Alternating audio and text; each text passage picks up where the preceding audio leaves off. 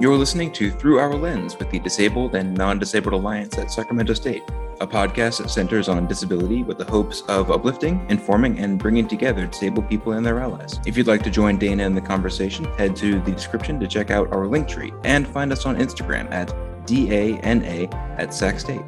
Hashtag Where's the Ramp? Hashtag We're Good at Podcasting.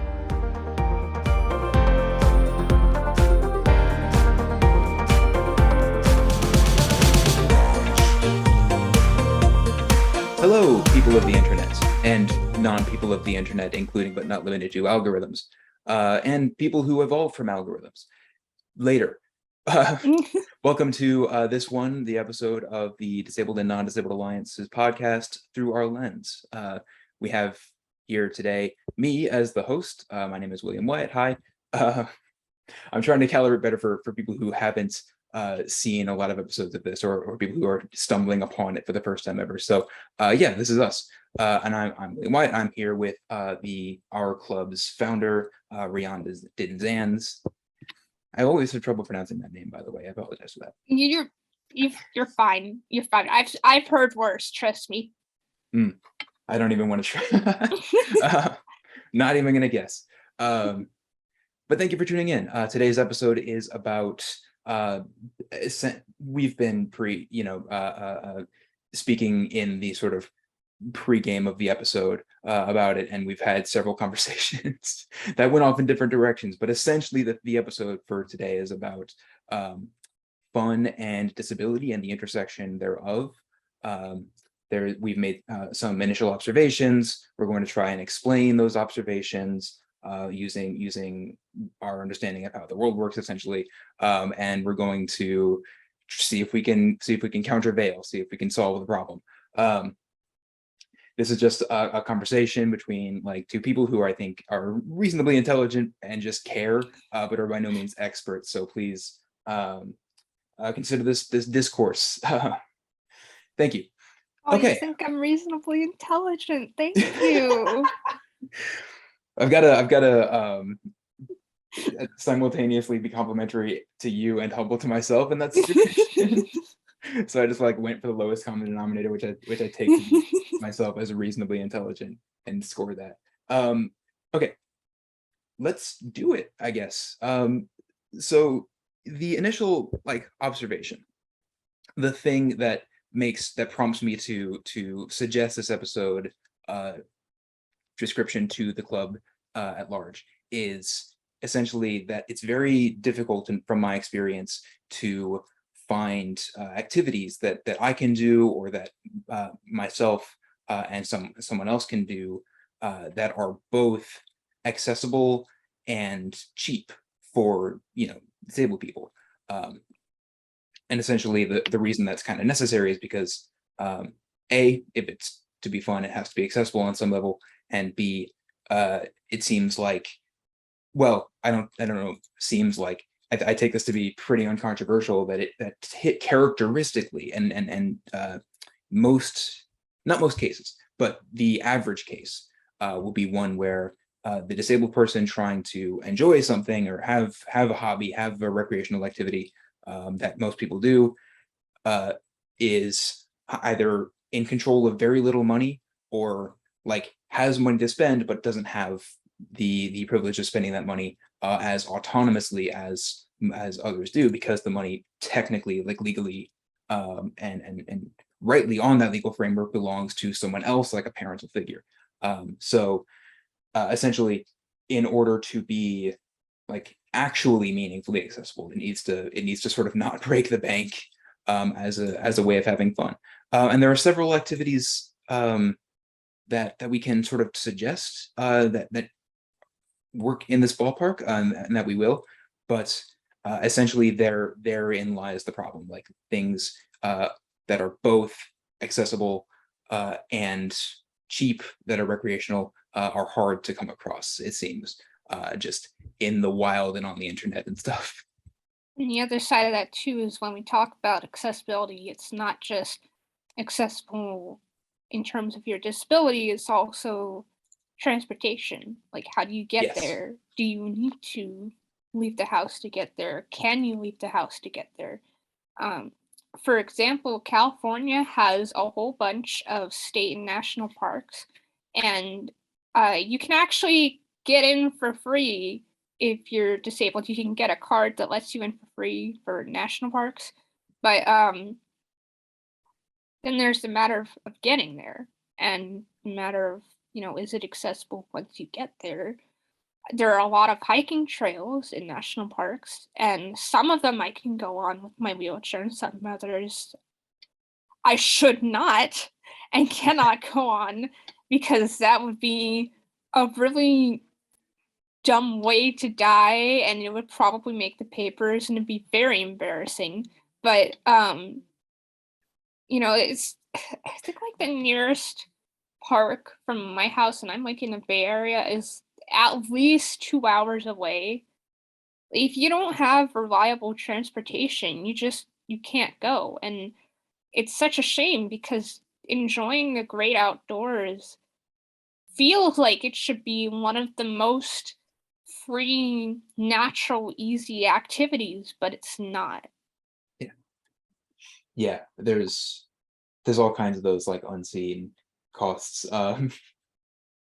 I almost want to go off on a tangent about like stupid ways to die. That is not what we're supposed to be doing.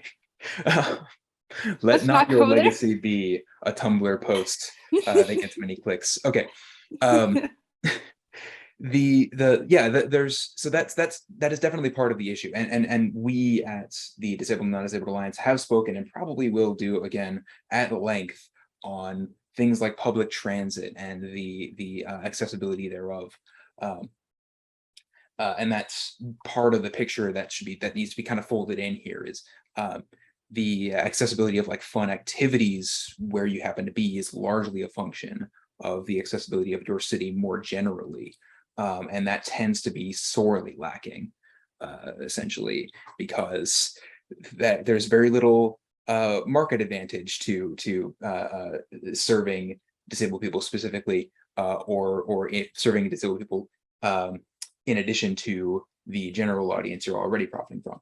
So like, yeah, there are recommendations that I have found for like fun stuff to do for various vectors of disability. Some of them involve like crafts and stuff. A lot of them involve visiting places, picnics keeps turning up in these blog posts.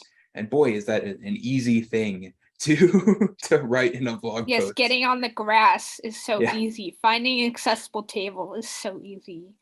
Yep. Making my own food and bringing it is so easy. There you go. Get into the store beforehand. Like if you, I've already had this experience so many times of like wanting and having actually being kind of able to like do a recreational activity with other people and having to take just the entire day for it. Like you can't successfully do anything else because you kind of have to start really early, and once you get back, you have nothing left in the tank, you know?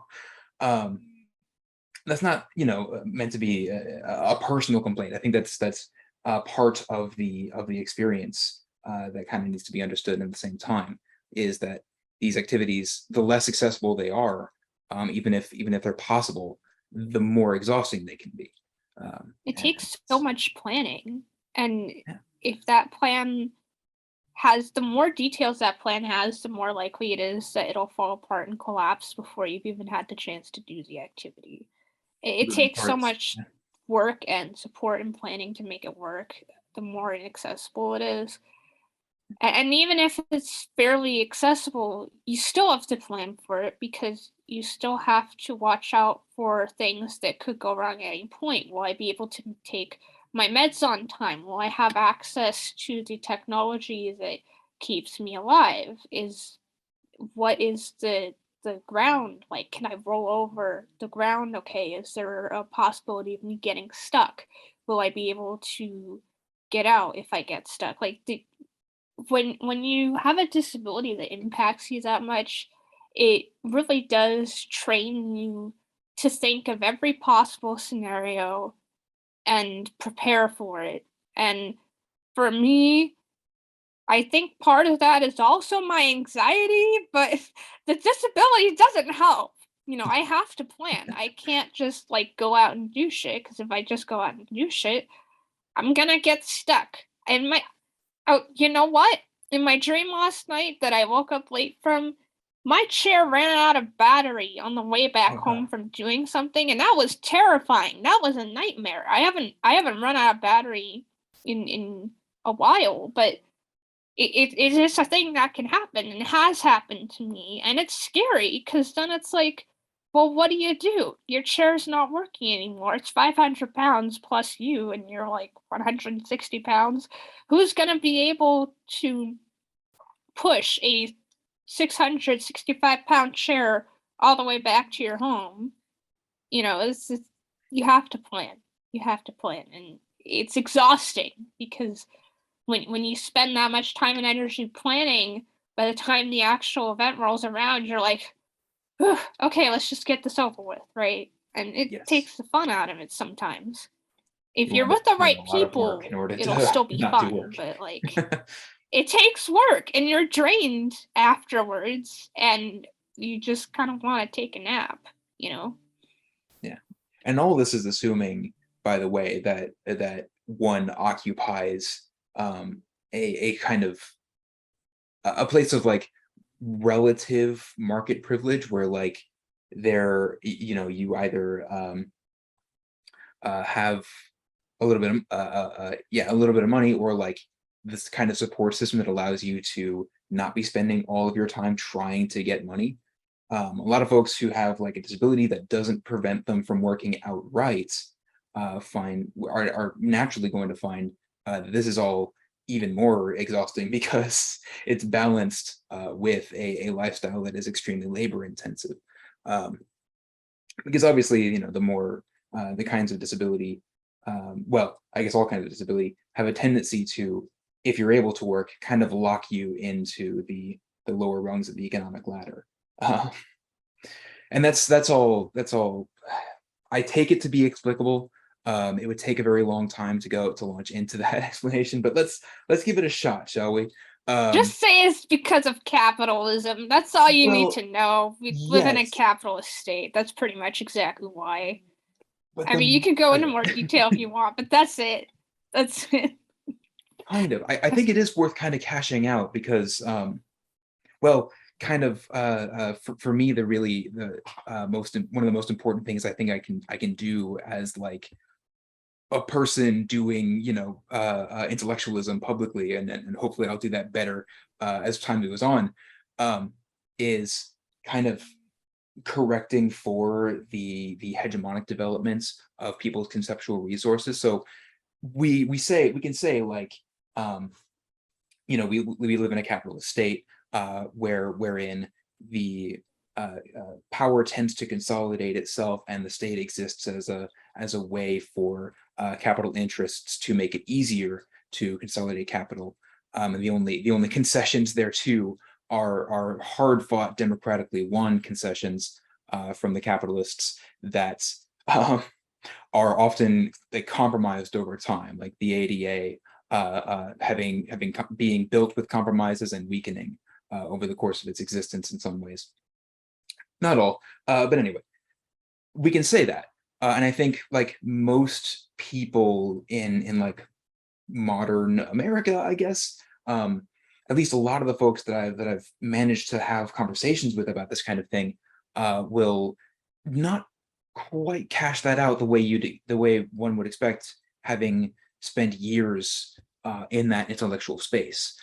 Um, I forget sometimes that it did take me a while to get to this mind point, and I forget sometimes how. Did I say mind point? Mindset. I How got I got to this it. mindset.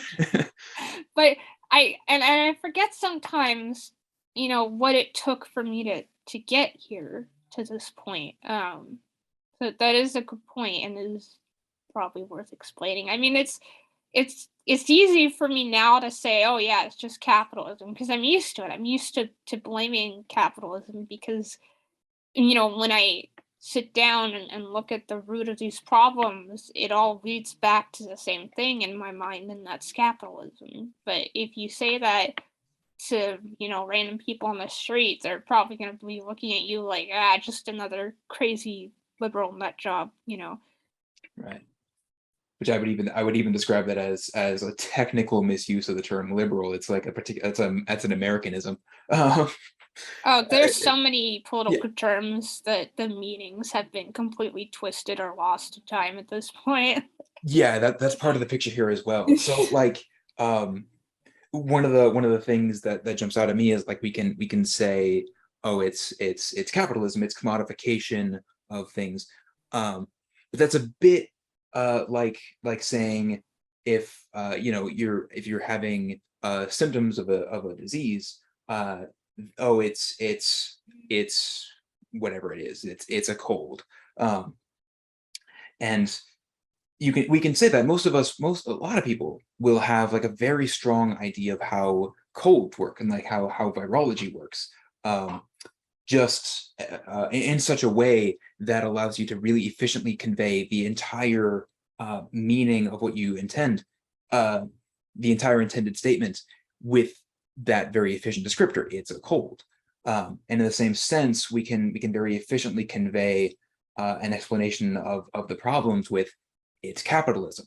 Um, but that's different for one who doesn't come into the conversation with like a strong idea of what capitalism is. Like we're sort of brought up to not really be able to conceptualize anything other than capitalism.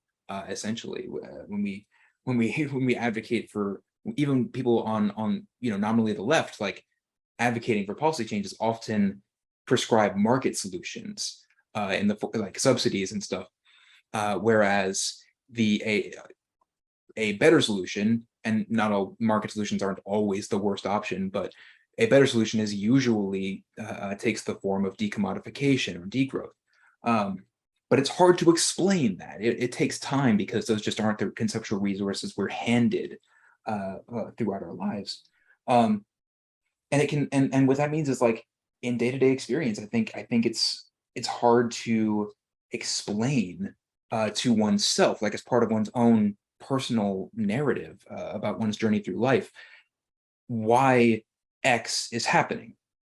We can say, it's capitalism, but without like a much stronger like conceptual view of it, it can be hard to actually to make those the right connections in real time. So for You need to example, build if you're bridges for like, them. sorry, what? You need to build bridges for them, Yeah, or even yeah, point them out. Maybe they're already built, and you just need to point them out. But I mean, if you don't if you haven't already made those connections, it's really hard to see them in the yeah, first place. yeah. I tend to think it's characteristically possible to make some connections, right? Like you can pretty much discover the labor theory of value by thinking hard about like the profit you generate for your employer and like what you make in wages instead. Like you can definitely discover leftist ideas, and that's in the same sense as you can like discover scientific ones because they just exist out in nature.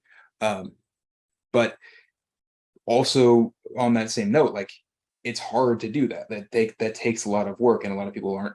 Most people aren't given like the tools and the time necessary to do that work. I say most. I might that might even be correct, but I'd love to like change that because I think we are smarter and better than we are told to be And by it doesn't social help forces. that I've noticed that when I was growing up, everything kind of seemed to tell me that capitalism was the solution, it was the right thing, it was the only option.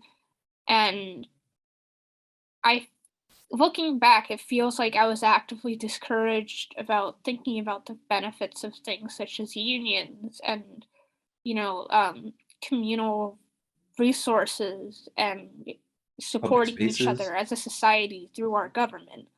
Um, and I'm hesitant to call it propaganda for fear of coming off as like conspiracy theorist vibes, but like what else do you call it when even your school materials are promoting these ideas and discouraging you from thinking about it more critically, right?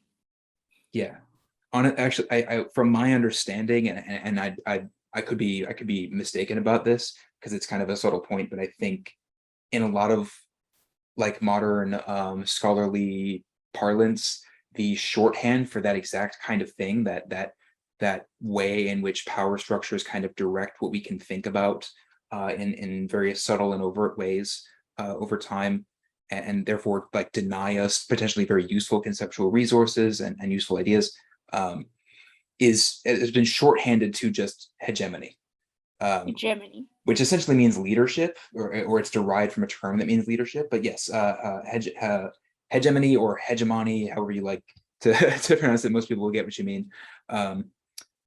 Is used as the sort of shorthand for like propaganda that's not quite propaganda, because it's not, it's too subtle. It's not like convincing you of trying to convince you to support a wartime effort or whatever. It's laying the right conceptual groundwork for you to be willing or extra willing to listen to wartime propaganda if it happens to be that later on. So yes, we wind up getting sort of denied the capacity, or yeah, denied like the prompting, right, to think about public spaces and shared resources, mutual aid. We're directed to think of public policy as encompassing like government sort of taxing and redistributing resources, and not think of the possibility of doing that same kind of thing without like government involved, for example. That's what mutual aid essentially is. It's sharing resources amongst people with ordinary and human interpersonal relations without that government infrastructure. It's just sharing resources. It's just the praxis of like communism. And that's just one idea that we're not really fed, and we're sort of led in the direction of thinking otherwise, or thinking of it as impossible or over idealistic, partly by straight up propaganda, but partly by just not being taught that kind of thing, and having to sort of discover it on our own, usually without other people to help us do that, because most people think that when they sort of discover these ideas that they're the only ones who've done it. In the same way as like people who are disabled who encounter problems in ordinary life are liable to think, because they don't talk to a lot of other disabled people, because they're not a whole lot of spaces for disabled congregation, that the problem that I encounter as a disabled person is unique and specific and not really symptomatic of a larger problem, whereas it actually is. I just can't help but think, if I'm the only one who I know has experienced it, I'm kind of alone. So that's all. It's connected. It's Tangent connected. about conceptual resources. That is kind of why the club exists, though, to try and like push back on that, to try and hegemonize the society as much as we can, because the nice thing about hegemony is that it really isn't a conspiracy. Like people are genuinely trying their best, and there's social forces at work, but we can work against those forces. It's not like everyone's in on it, and there's no way to win. So yeah, trying to like explain the experiences of disabled people trying to have hobbies and do recreation, and having a hard time doing that, is part of the scheme here, and it's kind of, and I'm hoping to like cash this out properly. But there's a lot of layers to go through. Let me one way to start is by observing that like in general, land is put to use for, or is intended and pushed to be put to use for profit, rather than for free recreation, or for like accessible recreation, or what have you. So you wind up with lots of spaces that are private property, publicly like accessible, and maybe even like infrastructurally universally designed, but where the only thing to do is something that involves spending money, because it's the land that belongs to a restaurateur or whomever. So you wind up with that. Conversely, you might wind up with something that's free, like a national park, but that's relatively difficult to access.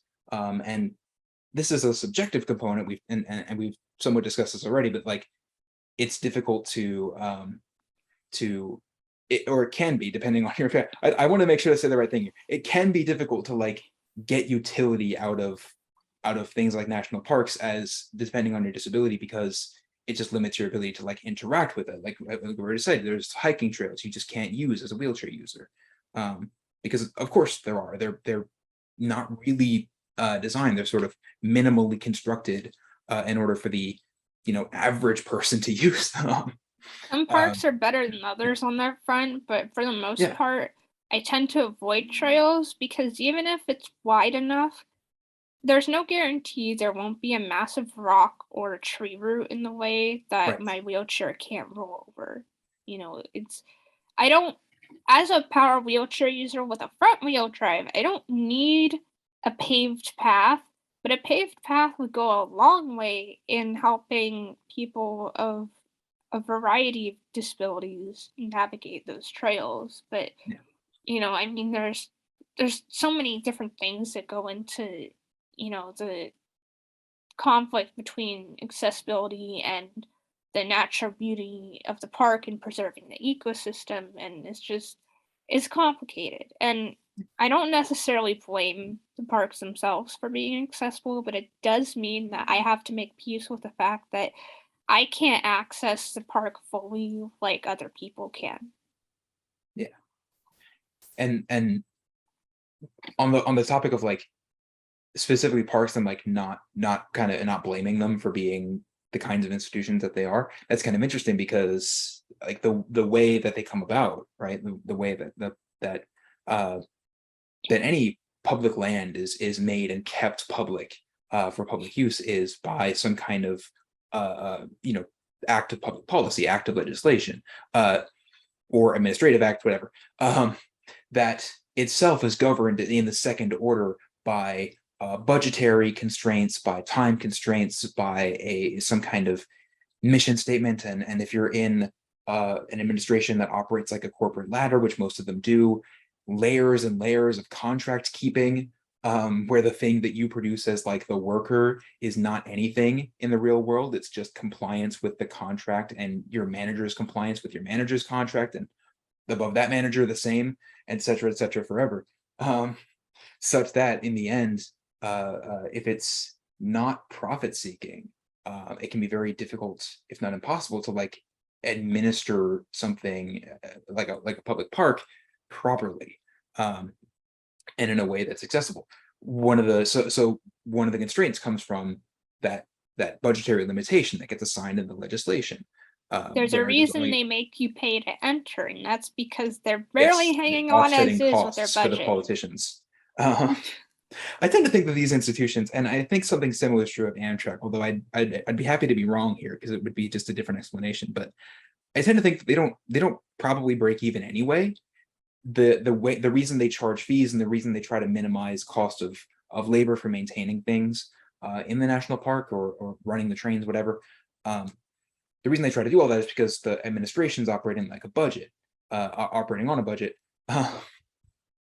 and that budget is the part of the defense that the politicians who support that legislation have to make. So they want to minimize the appropriations that they have to be responsible for during the next election cycle, while still achieving something that they can brag about in that self-same election cycle. So having public transit, but charging people for it to offset some of those costs is one way of doing that. Even if the public transit operates at a loss, it's a lesser loss than it would be if it were just free and therefore more accessible. Similarly with parks, it's just like offsetting costs to minimize the political damage of for the politicians. At least that's how I cash it out. That's my thinking here.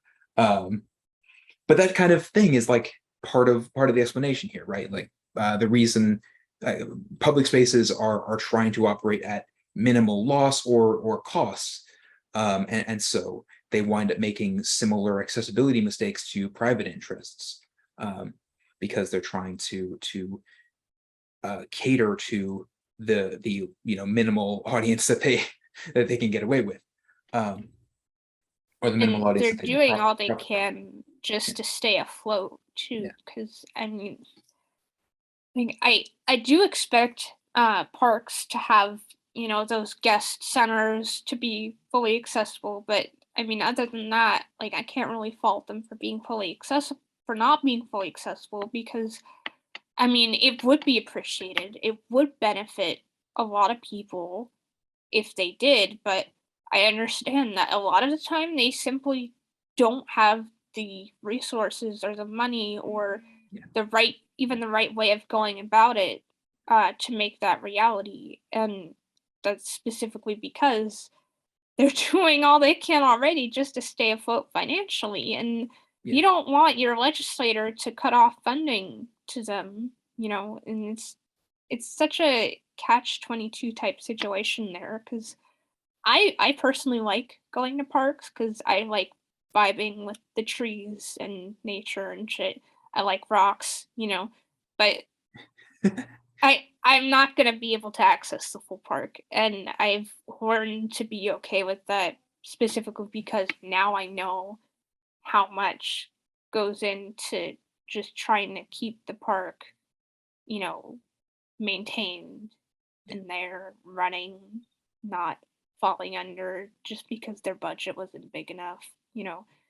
And it's a shame because our national parks shouldn't have to rely on funding from legislators. Like they shouldn't have to fight for scraps, you know. They should be prioritized, I think, as well as public transportation. Right. But that's not the These are case. these are vital infrastructure. Parks and transit for different reasons, but both are very important. And the like legal framework of profit seeking, just or that is designed to facilitate profit seeking behavior, that is essentially capitalist, uh, just doesn't calibrate for that. Capitalism works out for these kinds of reasons to be an inefficient, distribution of resources, or an inefficient allocation, uh, because things that are very important tend to get left behind, like public transit, whereas things that are decidedly unimportant, like new smartphones every year, new cars even more frequently than that, tend to be uh, prioritized, or tend to get a lot more of the share of resources than possibly they should. I say possibly. Anyway, so yeah, part of that's the one of the pieces that kind of falls into place here, right? When we're trying to um, uh, do recreation as disabled people, and finding that there are obstacles doing that. There's a legal framework here, and there's legislative expediency at work, wherein the problem of inaccessible cheap stuff is perpetuated and even encouraged, um, by a system in which every individual person is trying very hard to make it work and survive and stuff, but that where the system itself is poorly designed for like the utility for the people. Um, Conversely, again, there's mostly private land where anything recreational happens, and I know it may be more accessible, but it will always involve spending money, because obviously it has to be, again, for the same kinds of reasons. It has to be profitable in order to exist. Um, and yeah, so that's uh, that's either the problem or an explanation of the problem. And I'm not entirely certain anymore where I personally landed on it. Um, Could be both. I mean, I don't know, man. I mean, it's problem is there's so many layers to this, and I very easily blame capitalism, but that isn't a single thing that I'm blaming. right. There's that thing that I'm blaming is made up of so many different layers. There's so many different ways to look at it. There's so many different things that go into it, and it's complicated. It's complicated, and it's hard to find something, one single thing, one solid thing to blame, because I don't think there is one. I don't think there is one. it's a system. The system is the problem. The system is made up of so many different things. It's not a one-hit KO solution type issue here.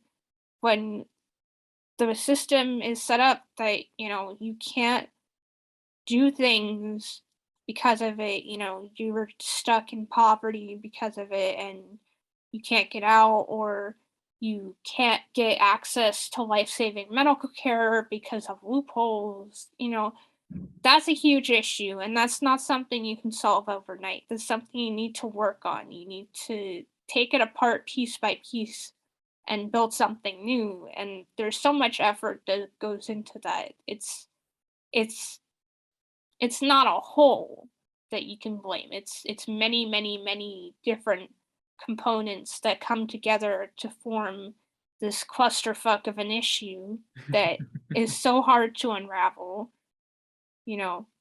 And I think that's the problem, is that, it's bigger than you think it is. It's always bigger than you think it is. And then when you finally realize that, it's like, oh shit, what am I supposed to do about this? I'm just one person, and this affects all of us, and Yes. that's why we end up working together. But like, it's huge. It's a huge issue, not being able to just enjoy yourself on your own time without having to worry about money, you know?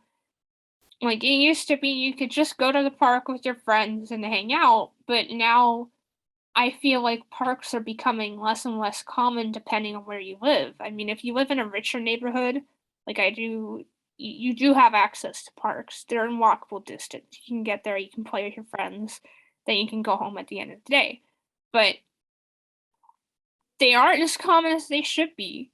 I mean, the, there's a discussion online that I've been observing about how kids these days are, blamed and chastised for spending so much time indoors and playing so many video games and spending so much time on the internet.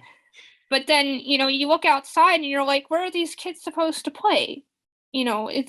There's no safe, free space for them to go easily within walkable distance and play. So, like, what do you expect them to do?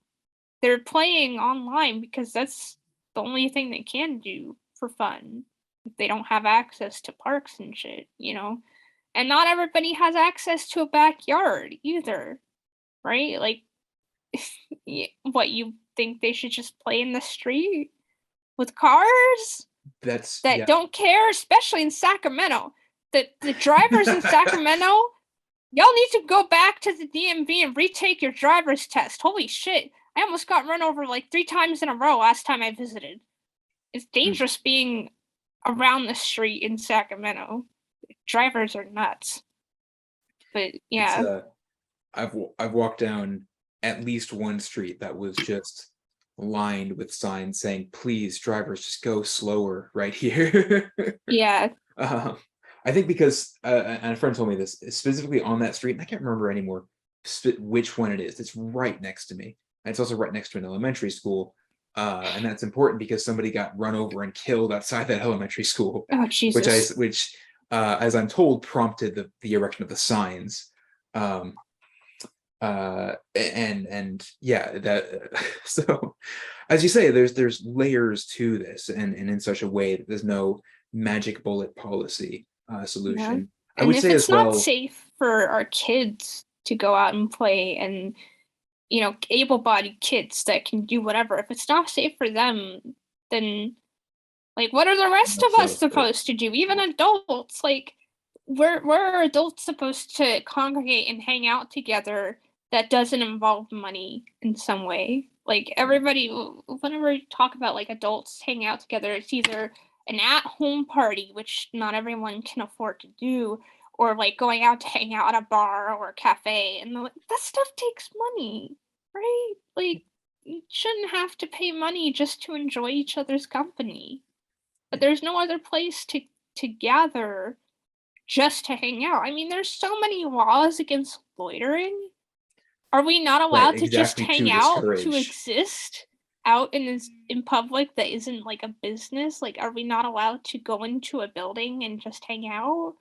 That doesn't make any sense.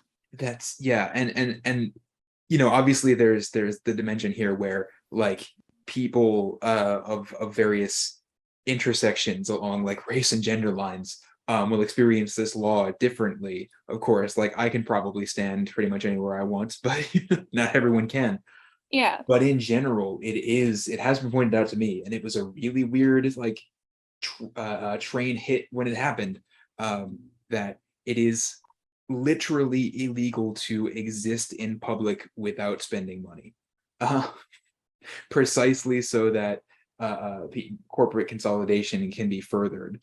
Um, Yeah, and so if you think yeah, this sounds extreme, just next time you go out, just look for signs and the different policies that are put on top of businesses. Look for yep, just pay more attention to your surroundings and look at what places say no loitering. How many places could you go that are completely free where you can just hang out? How likely it is for someone to call the cops on you if you set up a tent in a park. Like you don't even have to be homeless. If you put up a tent in a park, people are gonna be like, "Oh, that's illegal," even though it's like, why is that illegal? It's it's just a tent, as right? I Like I understand it, feel it like it's technically stupid to isn't. get arrested Yeah. for camping out in a public space because it's like, where else are you supposed to go? If you're homeless, and that's a public space. Why can't you camp there? But yeah, just look at your surroundings a bit more. Look for small details that you normally dismiss and just think about it. Yeah, and that's the thing that we're trying to encourage people to do. But real quick, a through our lens Easter egg, I think, is in the making here because I think we have had almost that exact exchange before. Which Uh, exchange? the I whole feel like we said some of this before already too, but which ones? yeah, we're repeating some of the same points, but like, yeah, I think I've pointed out before, like that like it was weird uh, uh, to have been made aware at one point that it was illegal to exist in public without spending money, and then I think you had almost the exact same response. I just had to. I I almost don't want to know go whether we've back done to that, our but previous it was an episodes. incredible deja vu. Um, I want to go back and watch some of our previous episodes now and try to find that moment because, like, I'll take the I'm watch a back. relatively predictable person because my opinions generally stay the same unless you convince me otherwise. I can be convinced. I'm just really stubborn. But like I'll follow the same thought process every time if the same topic comes up. People have Yeah, told me I'm annoying for it or that I'm harping people about it no, whenever that happens, and I'm like, that's not what I meant, but I mean, my point still stands, so I'm not gonna take it back, but I'm sorry you felt attacked for me saying the same opinion again, but all right. yeah. It does happen with me. It happens, so I'm not necessarily surprised that you mentioned that. No, I think it's just I'm not even entirely certain of it. I just had the feeling of deja vu, and it was very strong. So forgive I've me if been I'm having that wrong feeling about this whole it. conversation, which is not surprising given how many times we've complained about capitalism Yeah, on this podcast. So we're good. when We're I good. we've done now the cross promotional thing with Through Our Lens, Yeah. where Daniel and Dylan were on here and I was on there, and um, we have arrived at loosely the conclusion for me that the thesis is always capitalism. My tagline. Uh, yeah. In any case, And this is big. Um, so let me proceed to this part of the event now because I forgot to set a timer. I do not know how long we've been going. Um, I don't know either. But jeez, we'll I find didn't out. set a timer either. I just well It's anyway, always Brian what's that your next reminds point? us. Um, so let's just head to this part of the afternoon, All um, right. and say, can we think of an exception to the rule here, knowing that like the things that we're talking about, the social trends whereby land is reappropriated for profit seeking purposes, and when it isn't, it tends to be inaccessible. Um, can we think of genuine like exceptions to that? Yes, Rian. Libraries. Go to your Yes. library. Check out books from your library. They also hold events. Some libraries bring in snakes. It's depending on, who's running your library, but they do so many cool things. Libraries are your best friend, and you don't have to pay to enter them. You don't have to pay to use them. You can just exist in libraries. You can spend the whole day in the library and they'll thank you for it because that's how they get their funding. How much time people spend in the libraries, how much they use their resources. That's how they get their funding. So they'll thank you for it. Libraries, go to your library. Give your librarians thank you letters. Give them chocolates and flowers. Give them a gift card to the nearest bookstore. Appreciate your libraries. Use them. And they have so many different events for all ages too, from like babies to teens to seniors to adult social events.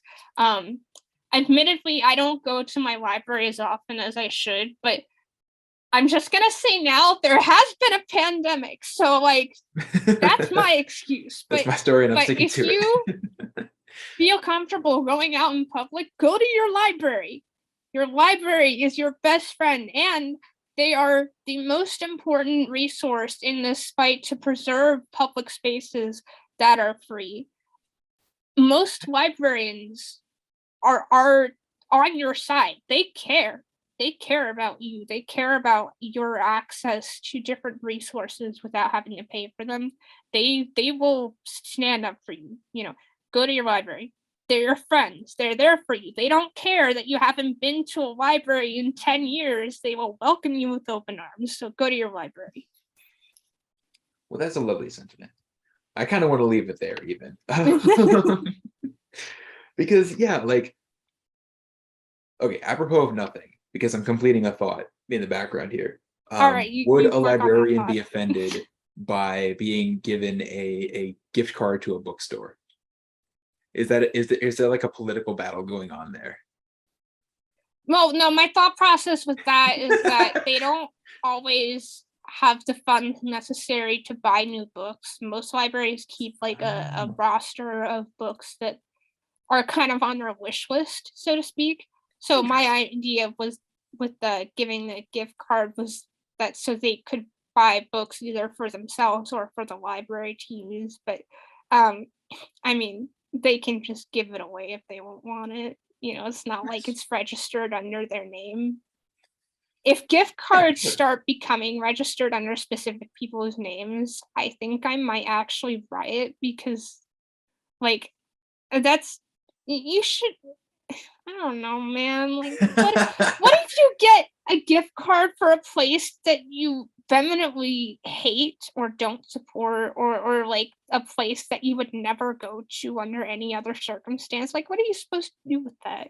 Right? You give it to someone else who wants it, but if nobody else can use it, then it's like a waste of money. So I hope that never becomes the case. But given the trajectory.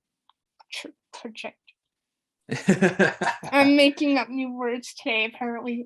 The trajectory of certain things on the market, I don't have a whole lot of faith about that. But we'll see. We'll like when gift cards get registered on like a massive blockchain where all our personal information is being kept because privacy doesn't exist in that universe.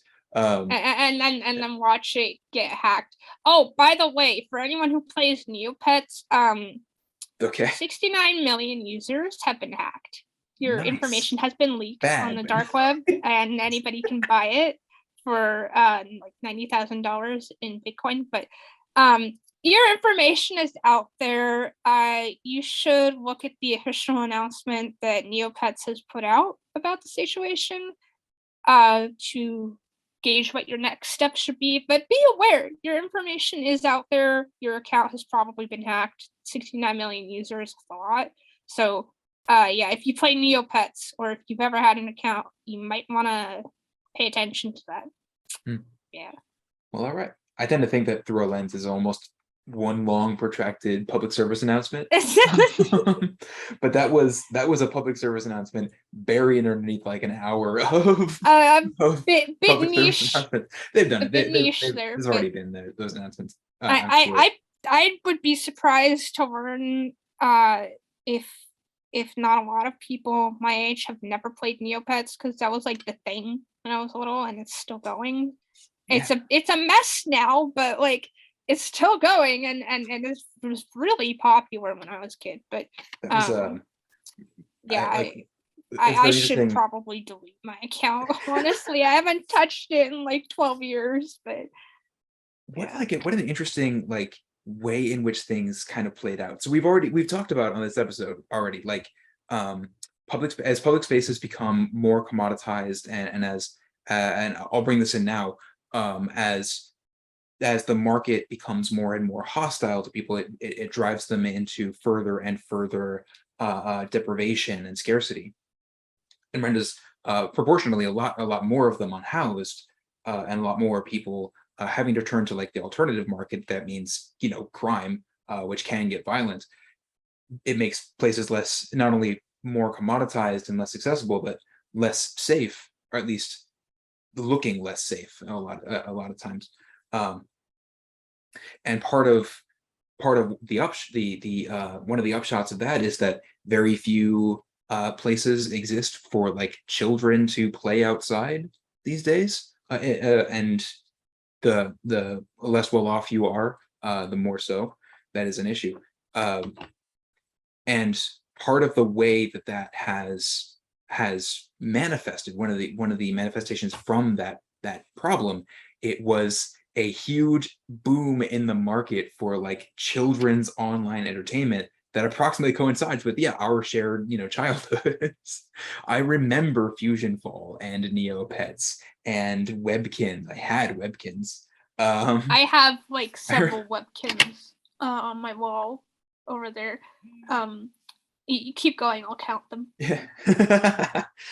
There was and so many more that I was probably tangentially aware of, but have since forgotten because they were broadly all the same unremarkable predatory children's games, not totally dissimilar to what currently exists on like the App Store.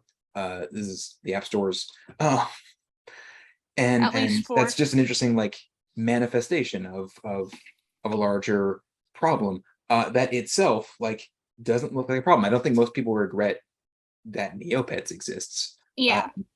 Maybe now, but not so much when it was really popular. Um, but we can kind of make those kinds of connections now. We can see, if we have like leftist theory in mind, it becomes easier to understand like the whole context and the sort of mosaic tapestry that whatever the the good bad characters of the things that we encounter in daily lives, some of which are specifically recreation that's either not accessible or uh, not accessible or not cheap. Um, in any case, I'll parrot that the thing about the libraries because yeah, that is the kind of the direct like answer to the question, where are we allowed to just exist and learn things and have fun in public. And the like sister answer, I guess, the companion piece would be, where we allowed to just exist and have fun like on the internet in such a way that's not trying to extract as much money from us as possible. You actually mentioned when we were talking before recording about the Internet Archive, and Oh yeah. threats there too, but the existence thereof. Um, I want to add yeah, with the libraries, a lot of libraries also have ebooks that you can lend remotely from home and audiobooks that you yeah, can get access to as well as DVDs for movies. So there's something for everyone no matter your disability. As for the Internet Archive, that is a huge massive online project that also doubles as a resource. And the name is fairly self explanatory. It aims to archive as much of the internet and our current cultures as possible. You can watch movies for free on there, you can read books for free on there. there are textbooks even on there if they're older. With a lot of the books that are published that end up on there, they have a policy of waiting 5 years to upload it, specifically because they do not want to compete with the publishing houses. Like, they don't want to, ruin their profits. Like, they don't want to get in the way. But unfortunately, they are still being sued by several publishing houses at this moment, and they are going to need help fighting that. Um, but the repercussions of any ruling coming from whatever happens with that will be far and wide because they operate on the same basis that libraries do. The only difference being that they're not federally funded. It's an individual, not an individual, independent. It's an independent project run by a lot of amazing individuals who are doing this for free. They run Trying on to donations to decommoditize to information. keep it up. It's a treasure trove of information. I would compare it to a digital modern Library of Alexandria, and I don't want it to burn down. There's so much precious things on there. The Chitty Chitty Bang Bang, the movie, that's like half my Oh, childhood. You can watch it for free on there. I was actually in the middle of watching it a while back, and then I forgot to finish it. But you can. There's so many things you can access on there that will be completely lost if the Internet Archive is taken down specifically because they don't exist anywhere else, or they're extremely hard to find anywhere else. So yeah. the Internet Archive is Because another great resource you can use, and if you have the time or money to spare, they could certainly use the help in fighting this lawsuit. yeah, and just for the record, like projects like it are uncommon, but they exist. Like LibriVox is a kind of project as well, that's decommoditizing literature and information, and it's just one of many. So yeah, those options kind of do exist, and the one last thing I will mention, because that is a good like encouragement to like give out to people, and sort of end on, is that if you're thinking of like something that you can do recreationally, like on a date or whatever, those ideas do also exist. Um, I was trying to like to discover something for the ahead of this episode, and one of the recommendations that kept popping up, as I mentioned, was like picnics and stuff. Um, so these bloggers are not perfect sources of information. I think it's a lot easier to put stuff on the site than it is to actually like find those recommendations or those actual possibilities out in the wild. But those can be useful sources of like ideas for how to best like use your resources, or what you have at your disposal, to your advantage, in the sense of like being able to actually like enjoy the company of other people. So yeah, the thing that I will say, as like a final note for me, will be to visit your library, in person or digital, and in whichever form your library takes, and to try to be imaginative, I guess. The first thing most people are going to think of when asked, how do you enjoy your time, is going to be some way, shape, or form of like spending money, and oftentimes a lot of it. But if we're actually committed to this whole like project of making the world a better place, part of the benefits of that, and part of the project itself, is deconstructing the things that we're told are obvious, and figuring out new ways to have an enjoyable time, I guess, and new ways to use our resources to make that happen. So yeah, any final thoughts, Rian? I can close this out. We're good at podcasting. We're good at podcasting. Yeah. Hashtag where's the ramp? Hashtag it's at the library. We totally didn't forget to time this. We're so good at this. In fairness, the internet is really geared towards long form content right now. Okay, That's it, I guess, for this episode. Thanks everyone. There will be more later, so I guess watch this space. And please do consider it like discourse, not entertainment. Because I don't know I mean, that it I can don't be want that both. pressure either. It can be Uh, both. well, I guess we'll find out when this podcast blows up, because hashtag we're good at podcasting. Where's the ramp? Bye everybody. You're listening to Through Our Lens with the Disabled and Non-Disabled Alliance at Sacramento State, a podcast that centers on disability with the hopes of uplifting, informing, and bringing together disabled people and their allies. If you'd like to join Dana in the conversation, head to the description to check out our link tree and find us on Instagram at DANA at Sac State. Hashtag Where's the Ramp? Hashtag We're Good at Podcasting.